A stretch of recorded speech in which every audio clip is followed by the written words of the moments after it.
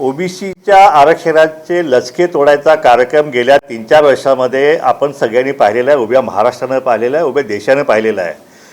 GR GR काढून कशा प्रकारे या आरक्षणावरती धरळ टाकण्याचं काम जे आहे या महाराष्ट्रामध्ये झालेलं आहे, त्याचा वेळोवेळी आम्ही सर्व ओबीसीच्या नेत्यांनी आणि जनतेने सुद्धा विरोध केलेला आहे। मोठमोठे लाखोंचे आम्ही महाएल्गार मेळावे घेऊन हा प्रश्न जो आहे तो आम्ही ऐरणीवर आणलेला आहे। गेल्या 40-50 वर्षामध्ये ओबीसीचे कार्यकर्ते जे आहेत ह्या निवडणुका ओबीसीच्या आरक्षणासहित होतात।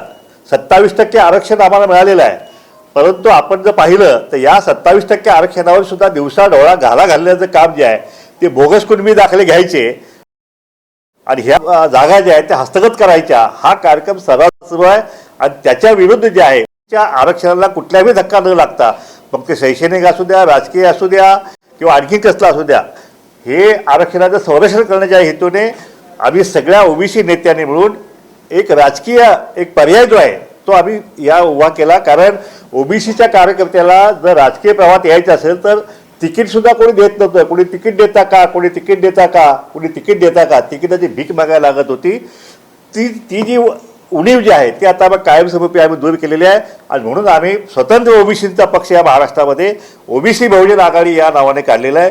गेली 2 वर्षे त्याचं रजिस्ट्रेशन या ठिकाणी अडवलं गेलं होतं, पण आता ह्या निवडणुकीच्या तोंडावरती मिळालेलं आहे आणि आता ह्या निवडणुकीमध्ये आम्ही सगळ्यांनी मिळून या पूर्ण जिल्हा परिषद पंचायत समितीत पूर्ण ताकदीची लढवण्याचा निर्णय आमच्या सगळ्या नेत्यांनी घेतलेला आहे।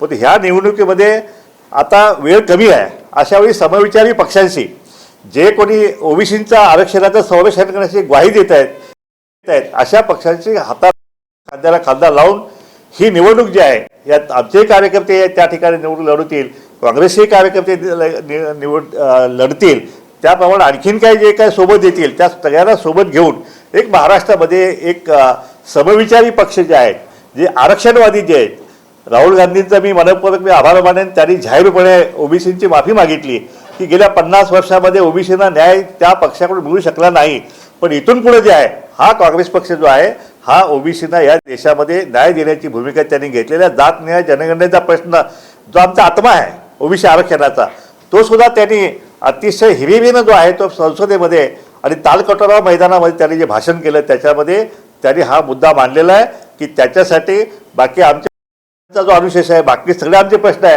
हे सगळ्या ओबीसीच्या आणि याच्या भटक्या विमुक्तचे जे प्रश्न आहेत त्याच्यावरती त्यांनी आवाज उठवलेला आहे। आम्हाला आता पूर्ण शाश्वती निर्माण झाली आहे की राहुल गांधींच्या नेतृत्वामध्ये ओबीसीच्या आरक्षणाचं संरक्षण जे आहे ते झाल्याशिवाय राहणार नाही, अशी आमची सगळ्या नेत्यांची धारणा झालेली आहे। आणि म्हणून आमची काल बैठक झाली, आमच्या गेली 2 दिवस चर्चा सुरू होती। ही चर्चा घडवून आणण्यास आमचे हरिभाऊ शेळके असतील, हे काँग्रेसचे ज्येष्ठ नेते आहेत, त्याचप्रमाणे संदीप नाईक, सचिन नाईक हे सुद्धा आमच्याशी संपर्कात होते आणि त्याच्यानंतर आज बैठक संपन्न झाली। त्यामध्ये बरेचसे विषय जे ते आम्ही फायनल केलेले आहेत। ज्या ज्या ठिकाणी प्रत्येक जिल्ह्याच्या ठिकाणी आमचे नेते मंडळी आणि काँग्रेस नेते मंडळी बसून ज्या ज्या ठिकाणी शक्य आहे त्या ठिकाणी ह्या निवडणुका ज्या आहेत एकत्रितपणे निवडणूक लढवण्याचा निर्णय जो आहे तो आजच्या बैठकीत आम्ही घेतलेला आहे। त्यामुळे ह्या येणाऱ्या 12 नगर परिषदा, नगरपालिका, जिल्हा परिषदा आणि येणाऱ्या 22 जिल्हा परिषदा ह्या निवडणुका ज्या आहेत आता आम्ही एकत्रितपणे लढवण्याचा निर्णय जो आहे तो आम्ही घेतलेला आहे। आणि अशा प्रकारे ह्या ओबीसींना एक राजकीय व्यासपीठ मिळवून देण्याचं एक पहिलं कर्तव्य जे प्रथम कर्तव्य जे आहे ते आम्ही पूर्ण करत आहोत। आणि राष्ट्रीय काँग्रेस सरकार एक राष्ट्रीय तो आज आमच्यासोबत आल्यामुळं आमच्या कार्यकर्त्यांच्या छाती नक्कीच भरून आली असेल किंवा त्यांचा या राजकीय प्रक्रियेवर जाण्याचा मार्ग जो आहे या माध्यमातून खुला झालेला आहे। हां बोला ना तुम्ही। आमच्या